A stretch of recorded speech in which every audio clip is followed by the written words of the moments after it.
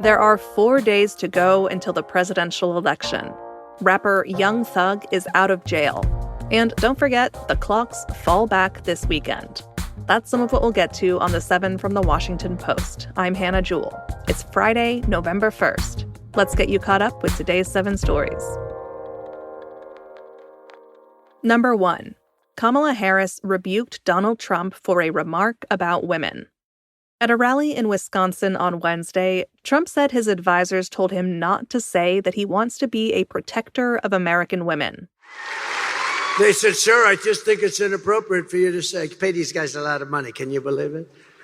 I said, "Well, I'm going to do it whether the women like it or not. I'm going to protect them." Yesterday, Harris took issue with Trump's like it or not line. Speaking to reporters in Madison, Wisconsin, she said the comment revealed that Trump believes he can make decisions for women. Listen, it actually is, I think, very offensive to women in terms of not understanding their agency, their authority, their right, and their ability to make decisions about their own lives, including their own bodies. For many critics of the former president, Trump's comments evoked the numerous sexual misconduct allegations against him and his history of misogynistic remarks.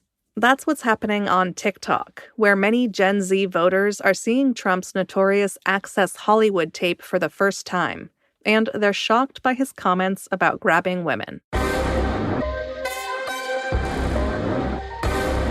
Number 2. A Georgia official warned of likely Russian interference in the presidential election. There's been a weird video appearing in the For You tab on the social media site X recently. It purports to show Haitians in Fulton County, Georgia, claiming that they illegally voted for Kamala Harris. The video has been shared by several right-wing social media accounts with big followings. But it's fake, according to Georgia's Secretary of State Brad Raffensperger.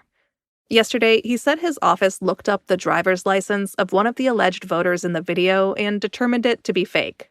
And he said the video was probably produced by a Russian troll farm. Voters are facing a wave of misinformation right now, so be careful out there. In our newsletter today, you can find fact checks of the Harris and Trump campaigns, and for podcasts from people like Joe Rogan and Ben Shapiro. To get to our newsletter, just follow the link in our show notes.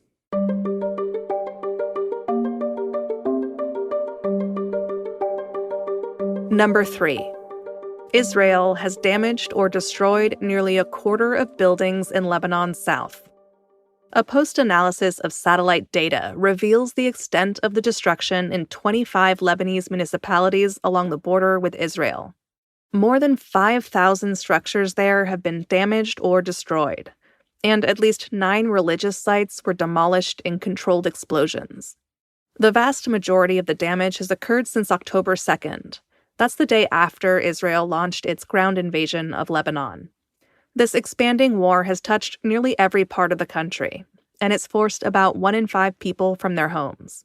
This week, Israel ordered the evacuation of the entire ancient city of Baalbek in the northeast. That city includes a famous UNESCO World Heritage Site. But U.S. Secretary of State Antony Blinken told reporters yesterday that there has been progress toward reaching a peace deal in Lebanon.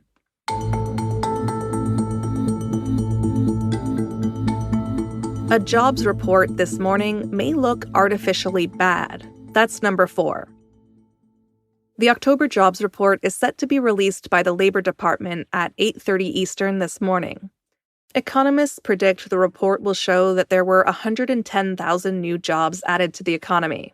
That's fewer than half of September's gains. But this could be the most distorted jobs report in some time, because recent hurricanes and labor strikes will depress the data from October. In any case, the unemployment rate is expected to hold steady at 4.1%. But job openings and hiring data depict a labor market that has cooled substantially from earlier in the pandemic era.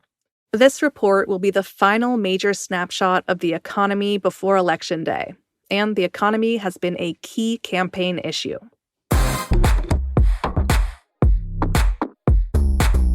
Number 5.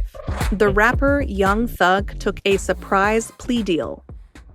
The Grammy Award-winning hip-hop star has been on trial for nearly 2 years in Atlanta over his alleged involvement in a notorious gang. And yesterday, he pleaded no contest to racketeering conspiracy and criminal gang activity charges. He pleaded guilty to other counts related to drug possession and firearm violations. He spoke in court yesterday. I'm going away. I've learned from my mistakes. I come from nothing and I've made something and I didn't take full advantage of it. I'm sorry. The judge commuted a 40-year sentence to time served and probation, and Young Thug was released later that day.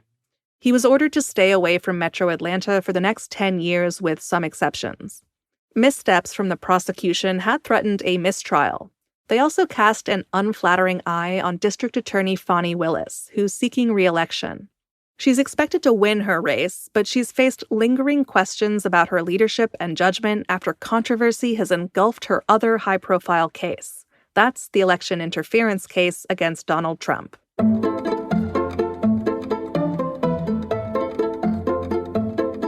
Number 6. The cost of your electricity bill could go up because of the AI boom. Companies like Google and Amazon have ramped up construction of data centers as they race to compete in artificial intelligence. But these facilities have an extraordinary demand for power. Some of them can consume an entire city's worth of electricity. And this increased demand is forcing utilities to carry out expensive infrastructure upgrades. As a result, analysts say costs have already begun going up for customers, or are about to in the near future.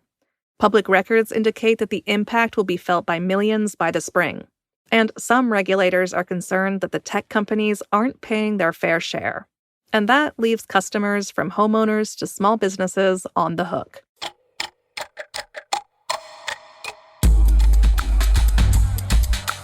And at number 7, you'll gain an extra hour this weekend. Yep, it's that time of year already. Halloween is over and we're hurtling toward winter. Most of the U.S. is switching to standard time early on Sunday morning, moving clocks back an hour. On top of that, many people just find the clock change annoying. In recent years, there have been efforts in Congress to get rid of the twice-yearly switches. None of them have come close to passing.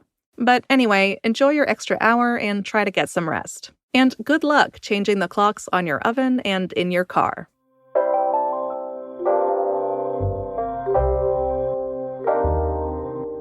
That's the show for this week. Thanks for listening. This weekend, it's high time you brushed up on the Electoral College. The latest season of the Try This podcast tells you everything you need to know about the U.S. system for electing a president.